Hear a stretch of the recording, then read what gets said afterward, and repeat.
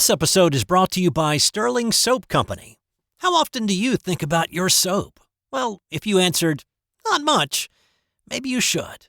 You see, a lot of what passes for soap in stores is technically not soap, according to the FDA's definition. It's full of lab-created chemicals and detergents because, well, it's cheaper to make. Now, what if you could buy natural soap made from natural ingredients like tallow, palm oil, coconut oil, and scented with essential oils, and for just a little more than you'd pay for grocery store soap? Sterling Soap is 100% natural, and with a wide variety of bath soaps, shave soaps, beard balm, lotions, and cologne, there's a product and a scent for just about everybody. Check them out for yourself at sterlingsoap.com. That's STIRLING soap.com. Are you a hockey fan? Then you'll love Eric Zweig's new book, Hockey Hall of Fame True Stories 2. It's a treasure trove of untold tales, bizarre incidents, and captivating trivia that will leave even the most devoted puckhead astounded. The intense rivalries, epic showdowns, and historic clashes that shaped the NHL's early years, it's all in there. Zweig uncovers the true stories that helped shape the sport, ensuring that you will never look at hockey the same way again. Check out Hockey Hall of Fame True Stories 2 on Amazon or wherever fine books are sold. Welcome back to This Day in Sports History, a member of the Sports History Network. I'm your host, Steve White, back in the driver's seat of the sports time machine for another trip around the globe to check in on what happened on this day in sports history. It's July 27th, and as the Netherlands Sifan Hassan embarks on her amazing feat of attempting to run the 1500, the 5000, the 10,000, and the marathon in the same Olympic Games this year, let's go back to this day in 1952 when Czechoslovakia's Emil Zatopek finished up his multiple-day, multiple-event Olympic odyssey. Now, I mentioned Zatopek on the 24th after he took gold and set a new Olympic record in the 5,000 meter back in 1952. He'd also set a new record in winning the 10,000 meters a few days prior to that. So, 2 events, 2 golds, 2 new records. Well, on this day, it was the marathon. Zatopek had never officially run a marathon. He had run the marathon distance many times in practice to put miles in his legs to prep for the 5 and 10,000 meter races, but after running the 5 and 10K events, he decided, what the heck, let's give this marathon thing a try. The early leader was Englishman Jim Peters. Around the midway point, Zatopek caught up with Peters and actually began a casual conversation with him. At one point, Zatopek asked, "Jim, is this pace too fast?" To which he answered jokingly, "No, it's not fast enough." Well, Zatopek picked up the pace, and he went on to win by more than 2 minutes. Peters did not finish. Zatopek finished the 26.2-mile distance with a time of 2 hours, 23 minutes, 3.2 seconds to set yet another Olympic record. 3 distance events, 3 gold medals, 3 new Olympic records. Good luck, Sifan. We'll be rooting for you in your attempt to do that one better. On this day in 1988, New York Yankee pitcher Tommy John set a record that he wishes he hadn't. The Yankees were at home that day playing the Milwaukee Brewers. John got the start, and with 1 out in the 4th inning, the Yankees were cruising up 4-0. John walked Jim Gantner, bringing Jeffrey Leonard to the plate. John threw him a slider just off the plate that Leonard managed to get the end of the bat on, squirting it down the first base line. John said his first mistake was to jump off the mound and try to barehand the ball. He never did that before, but he tried it on this play and he bobbled it. All right, so that's error number 1 because he would not have been able to get Leonard at first. But he threw it to first, but it was well out of the grasp of Don Mattingly, the first baseman. Well, that was error number 2 on the play. The ball caromed off the wall in foul territory and rolled to Dave Winfield, who barehanded it and threw a perfect strike to home.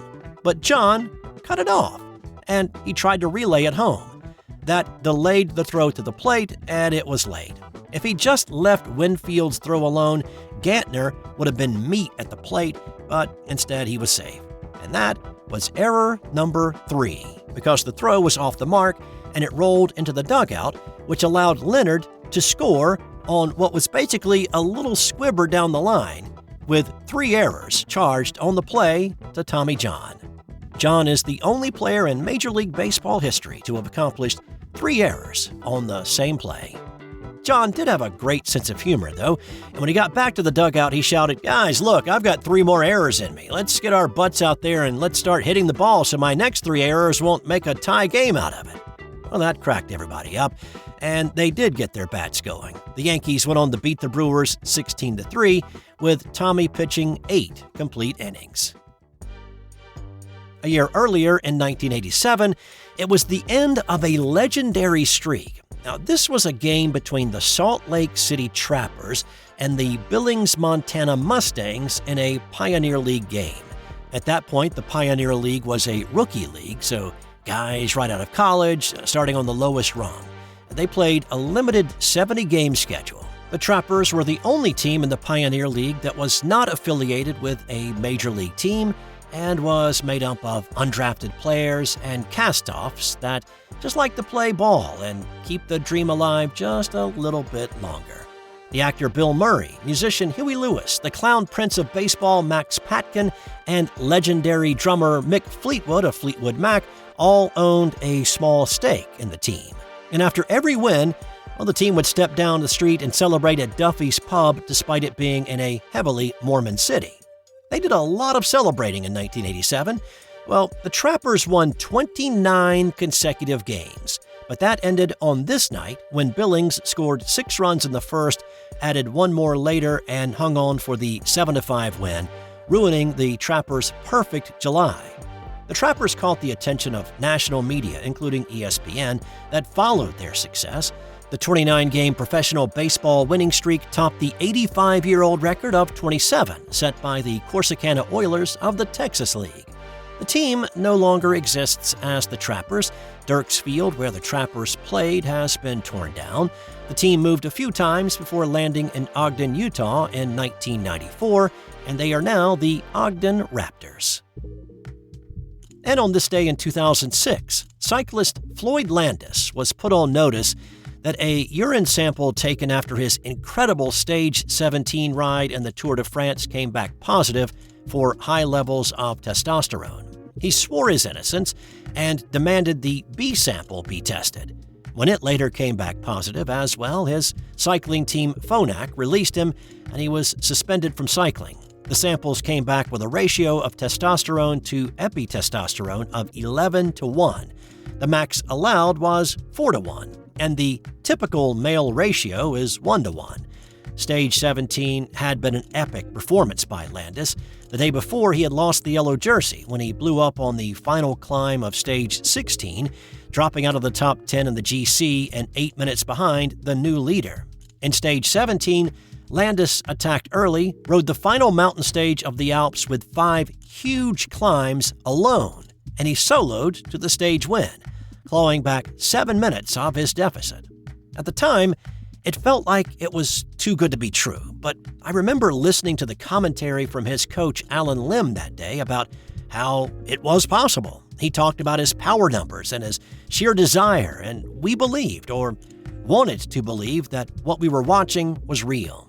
But ultimately, it wasn't, and it all came crashing down on this day in 2006. Time now for today's Non-Sports Did You Know? The next time you're in London, check out The Long Player. It's a conceptual art piece and a piece of music. The music composition is scheduled to play continuously for 1,000 years, made up of 6 short recorded pieces written for Tibetan singing bowls that are transposed and oriented in a particular way to not repeat any variation. It started on December 31st, 1999, and is supposed to keep on playing until December 31st, 2999. That's all for today. Come on back tomorrow, and we'll do it all over again on This Day in Sports History.